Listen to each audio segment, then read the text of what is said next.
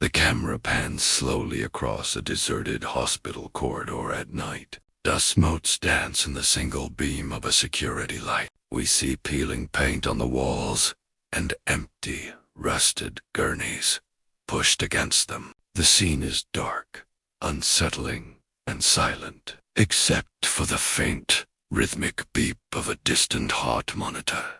But seems out of place. The narration begins, its tone grave and somber. In Ward B, the beds are never empty, but the patients are no longer alive. The camera pushes in on a closed, heavy door marked Ward B, a stark warning against entry. Dr. Alistair Finch, a man of science with a firm, dismissive demeanor, laughed at the stories. Ghosts, Evelyn. Really, he scoffed, adjusting his pristine white coat. Nurse Evelyn, her face etched with genuine fear, simply shook her head. Don't go in there tonight.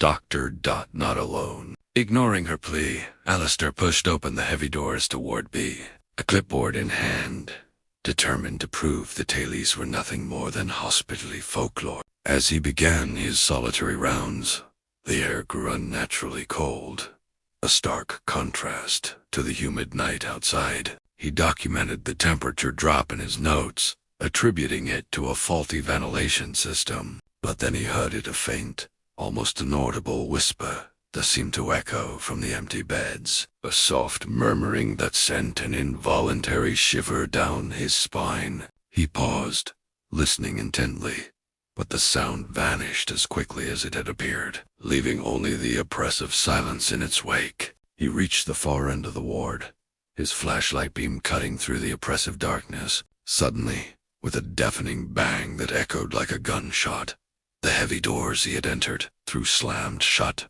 A spoon around his heart pounding in his chest, and yanked at the handles, but they were immovable. Panic began to set in as the whispers grew louder, coalescing into discernible words of pain and suffering. One by one, translucent, shimmering figures began to rise from the beds. They were gaunt, their faces twisted in silent agony, spectral patients forever trapped in their final moments. From the darkness of the matron's old office, a more solid form emerged. It was the ghost of the matron, her eyes burning with an ancient fury. "You doctors," she hissed, her voice a chilling rasp that seemed to claw at his soul. "You promised to save them.